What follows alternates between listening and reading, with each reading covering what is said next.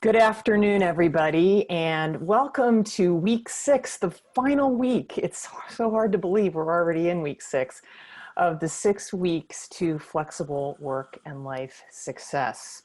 I'm Cali Williams Yost, and this has been part of a broader effort that we are undertaking to bring leaders, managers, teams, and individuals together to reimagine work and life through this crisis and beyond. So today, in this final week, we're going to talk about next steps. What are specific next steps each level in an organization can take? But before we do, I want to introduce my producer, Lauren. Hi, Lauren. Hi, everybody.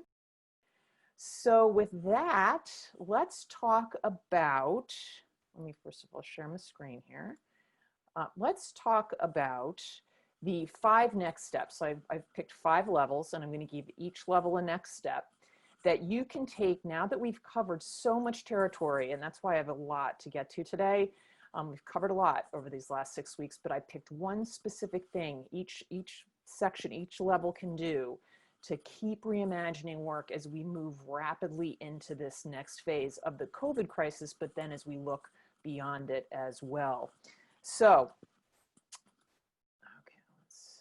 okay, where are we? You know, I always like to start with where we are, because if you would have asked me if we would be where we are right now at the beginning of the 6-week series, I probably would have said, no, we would not be here, but here we are. We are reopening at a very rapid and fast pace. And it's interesting, there was some stories today and yesterday about universities coming forward and explaining what they are doing. And I am actually finding them to be a wonderful case study in the sort of nuanced, intentional, hybrid, on-site, remote, flexible scheduling, flexible pace strategy that I think every organization needs to take. It's very strategic. It's very culture-based. It's not just about the infrastructure, because for sure they are adapting the infrastructure of flexibility, but what they are also talking about is how the culture needs to change. And so again, if you want to read some of those articles, there's one in today's New York Times and in the Washington Post about what Notre Dame and Purdue are doing specifically. So really where we are is organizations are starting to grapple with, what are we going to do? Like, we are now moving. So what is this going to look like? And that's why today, in this last week, I wanted to focus on specific next steps you can take. So these next steps are happening at these 5 levels: at the organizational level, at the leader level, at the manager level, at the team level, and at the individual level. So this is also instructive because we tend to sometimes focus on just one level at a time. So for example, I said this in earlier sessions, I am usually approached first and foremost to train managers on how to lead flexibility. And that's fine, and managers need to be trained, but that is not going to work if you do not look at all these other elements as well. So as you move forward and you think about next steps, try to hit it at all these levels so that whatever you're implementing as you go forward into the next stage has the highest likelihood of success. So let's start at the organizational level. And we've talked about this. What happened with the COVID crisis is a majority of organizations were thrown into the pilot phase immediately. There was no discovery, no readiness, no learning, no alignment, nothing. Pilot. And that's fine. It's random, it's not intentional, and there was a lot learned. But this next stage organizationally, you got to go back to discovery and readiness building before you do anything. I have been called already to train managers, and my answer is, what are we training them on? We don't even know how they're managing differently. We don't even know how their people are working differently. We don't even know how the teams are coordinating. You can't train people on something if you don't have a sense of how the world has changed for them. So if you're going to take first step, as you go forward, I would recommend leveraging the learning. That's why we put leveraging the learning as the 5th principle in reimagining work and life in crisis, is that you need to step back and say, what has changed? Because the organization that went into this crisis is not the organization that is coming out of this crisis. And to think, just from your one little, small line of sight, how it has changed, is not serving you. So you want to take some time and you want to get a sense of not only how the individual pieces of the infrastructure have been leveraged and used, but how they've been used together, what that has done in terms of people being able to execute on the priorities of the business. And by that, I mean the priorities of the business in a pandemic. Okay, so I think you also have to, when you review where you are, obviously the business was different. So how did these help execute those changed priorities in the middle of a pandemic, and going forward, what is that going to look like as you create that hybrid, creative, intentional strategy of how, when, and where work is going to be done? And you also want to look at those culture elements, right? So how are individuals operating? How are they coordinating with their teams? How are managers managing? And we're going to talk about that in a minute. But again, for the organization, my advice is take a step and go back to discovery and readiness, and go back to that intentional process and use the learning from being thrown into pilot as that leverage point, that catalyst. Minds were opened. Now walk through that door. And I'm going to tell you, these are my favorite conversations I am having with leaders, is they are seeing the door, they are walking through it. And the ones that are really going to go to the next level are the ones that are not thinking they're going back to the way things were. New day, new opportunity, let's move forward. Not only that, but the virus is not gone. Okay, this is one of the things that's semi concerning me, is that the virus is not gone. We still have to deal with it. And so, you know, again, moving forward based on that reality as well.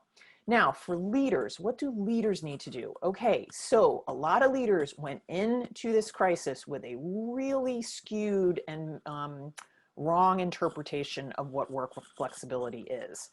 And the good news is I'm seeing a lot of awareness that, okay, wait a minute, this is actually not what I thought it was. And there's a lot we could do with this. But we talked about the traps that you can fall into very easily last week. And I'm already seeing it with, for instance, Facebook. Mark Zuckerberg announcing that in 10 years, 50% of the population is going to be working remotely full time. Well, my question to Mark is, does he understand that this is a strategic culture shift that has to happen? Because if he doesn't, then it's going to be IBM and Yahoo all over again. So what do leaders need to understand about strategic work flexibility? First, what it is not. It is not a policy. If somebody comes to you as a leader and says, let's put some policy around this, say, okay, so it's not a policy. We can maybe have some policies within there, but this is a strategy. This is a process. This is a way of operating. So it is not a policy. It is not a perk. It should not be in your benefits package. It is not a program. It is a way of operating. It is a way of running your organization.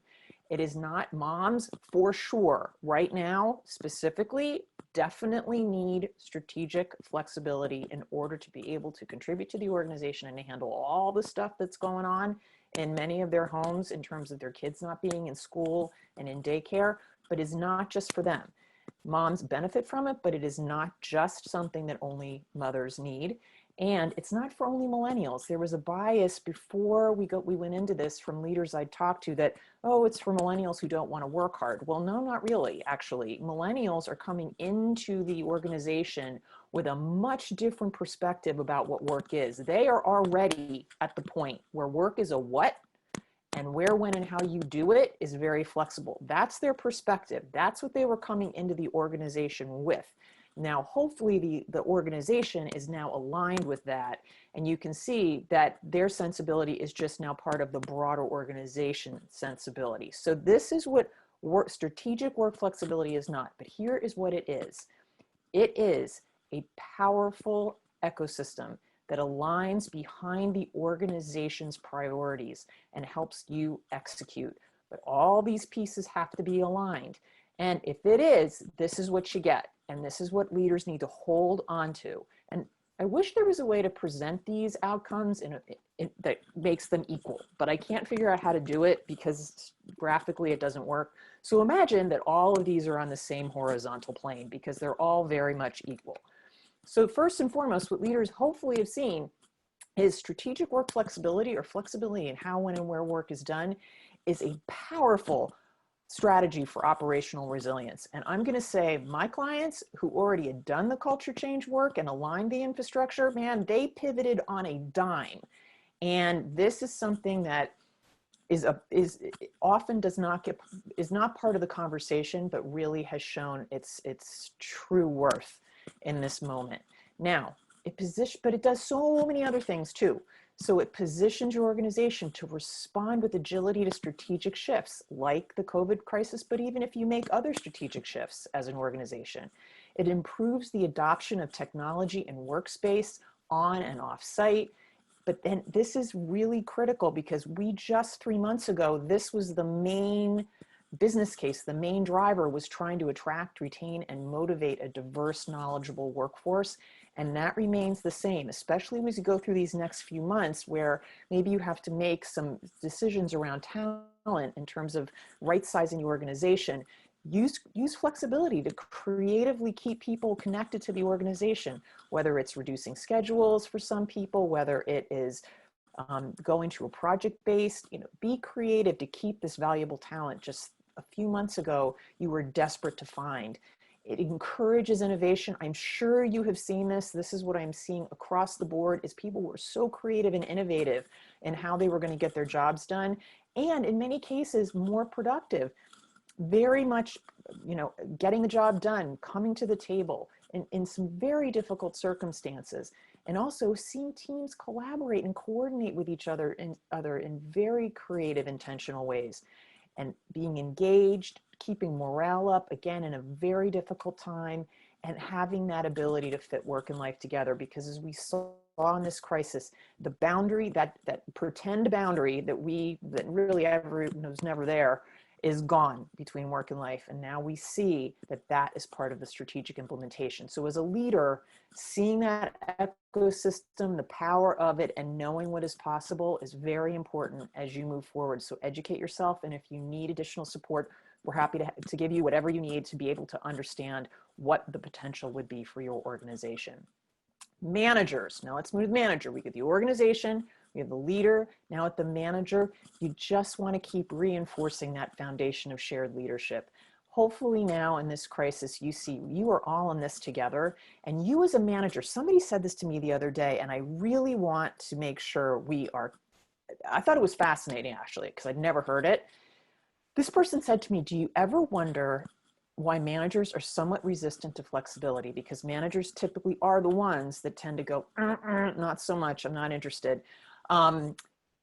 Is it because they're afraid they're no longer going to have a job? Like they're no longer relevant if they're not in the office watching what's going on?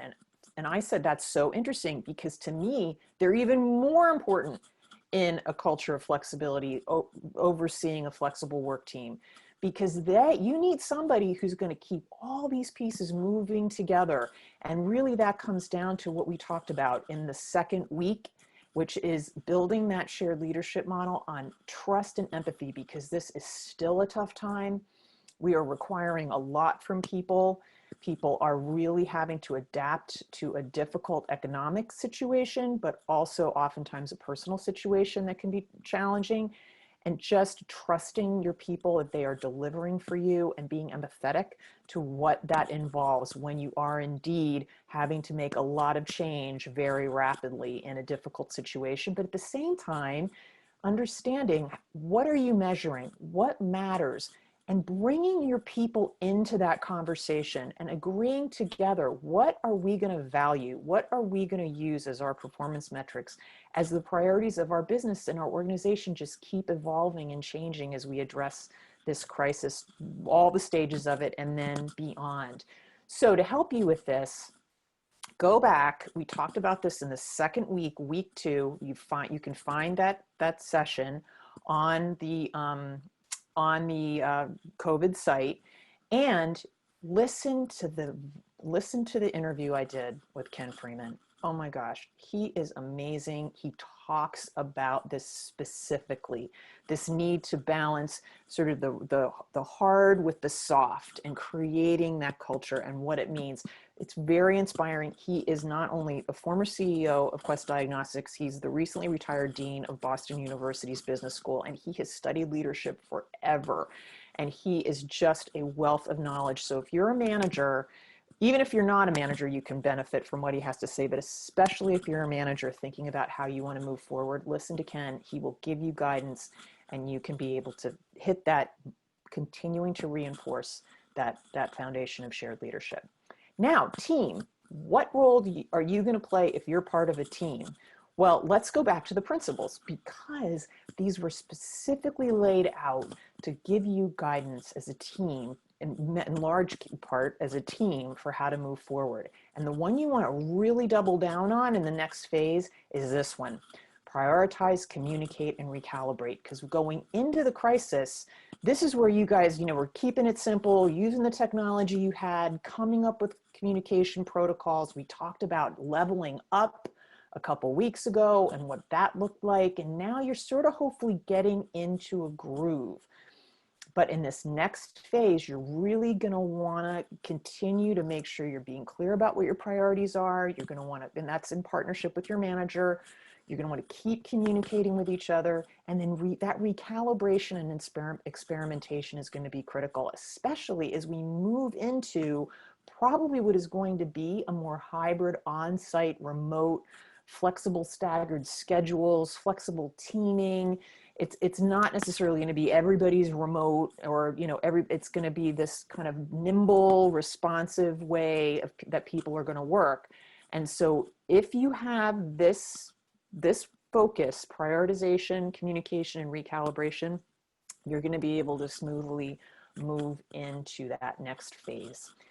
And then let's talk about each one of us. Okay, first of all, I want to just say to everybody, one of the most difficult things about this transition for people who are not used to working flexibly, and on top of it, had an additional extra layer of personal responsibilities laid on them. It is hard when you realize that you have got to replace the boundaries in some way of the physical space, the walls, and the time that you used to use to determine when you worked and when you managed the other parts of your life. And so I hope that the deep research and experience that I have had with the Work-Life Fit Naturals over the years and what I have learned from them, I hope it helps you.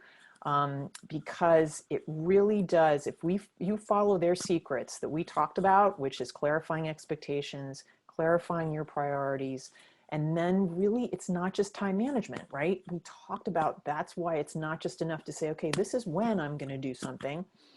Thinking about where you're going to do it, right? How you're going to do it, and with whom. It's that coordination with the other people in your life, at work, and in your personal life that's also really important. Keeping that combined calendar, hopefully you found that helpful, and being as granular as you need to be in order to figure out how to put the boundaries around when you're trying to get your work priorities done and when you're trying to get the other parts of your life that matter to you accomplished. That's one of the things I'm hearing still, is that people are just working all the time. And I was encouraged to see Google giving everybody Friday off, and I think managers need to really encourage people to take vacation time and just check out, because it's admirable that you're committed and executing your job, and maybe there's just nothing else to do in your mind. So that's just, why don't I just work? The problem with that is you're going to burn out. And this is a marathon. This COVID crisis is a marathon, not a sprint. And that resilience that we are all going to need to keep moving through this in a sort of high, resourceful, thoughtful, consistent way really is going to require that you have that foundation of just physical, emotional, mental well-being that comes from putting those thoughtful boundaries up. And I will say, I know you all know, I've been struggling with the exercise thing because I don't have my gym, and I think I may have figured it out. I'm pretty excited about it. So I will share with you on Thursday if I manage to get through the next 3 days with my Work-Life Fit, my quarantine daily routine in place. Being flexible, really important. be flexible and nimble with how you are going to get your priorities done. Don't be too rigid, and be sure to celebrate success. I hope that is something that you take away from this, because it means a lot to me. What I've learned from the naturals is really be good to yourself about what you did get done, and then just, keep going, because it really can ultimately allow you to build that foundation of well-being and just physical, emotional, and mental well-being that is so important now for this marathon that we are in. And again, if you want more information about the Tweak It practices, it is in my book. And, let me know if you have any questions. I'm always happy to answer as well.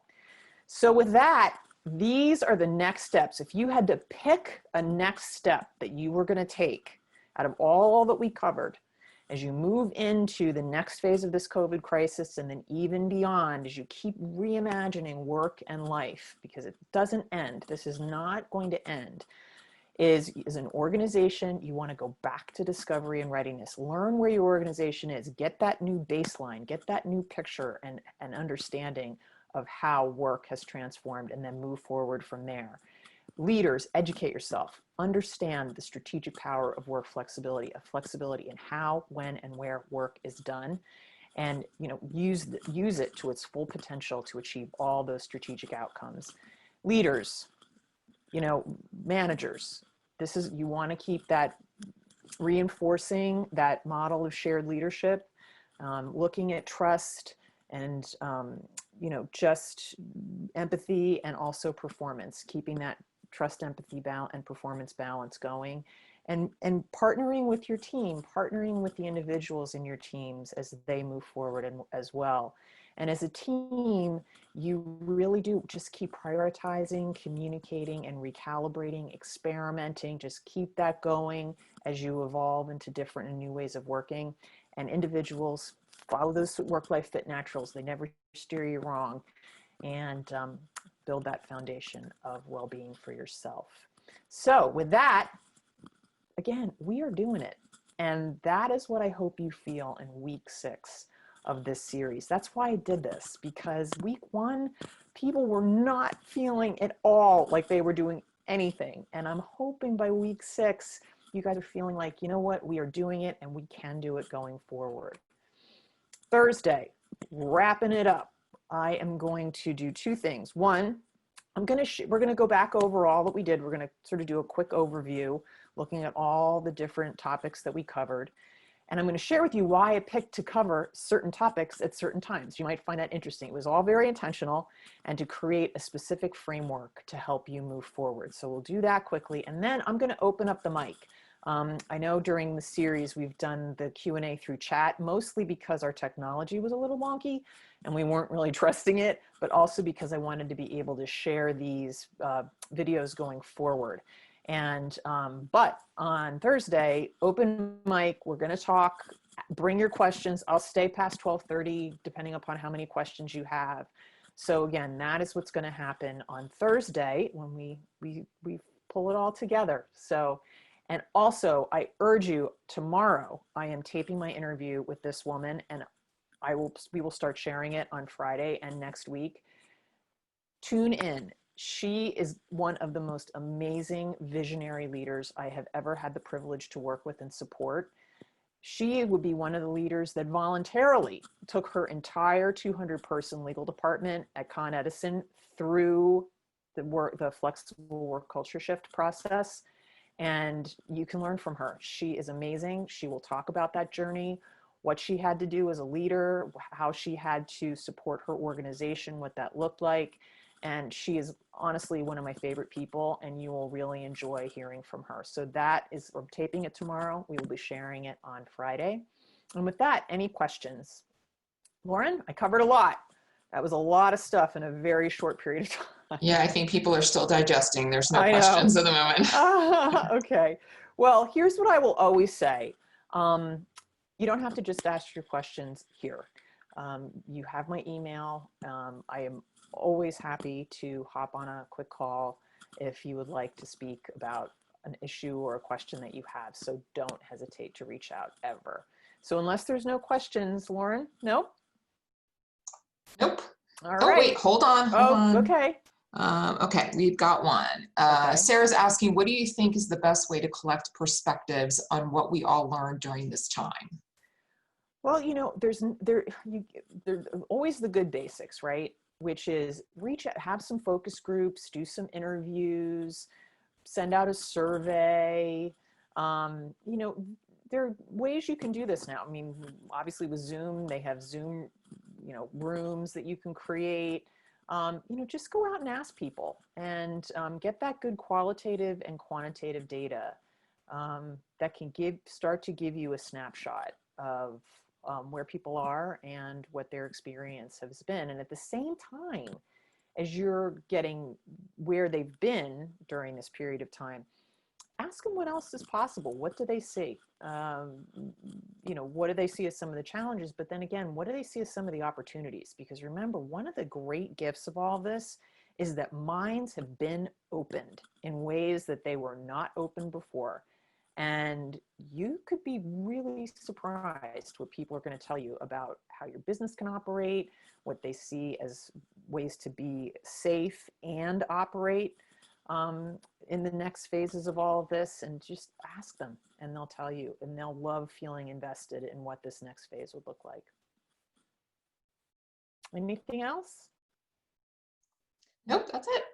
All right. Well, with that, I hope I see you all on Thursday, where again, I'm going to just pull it all together, share with you some of the logic behind what I picked to cover on different times and different weeks. And also we're going to open the mic. We're going to have just, you know, Q&A back and forth. And I really look forward to talking to all of you. So with that, I thank you all. Continue to reimagine work and life as we move through to this next phase of the crisis. And I will see you on Thursday. Thank you very much.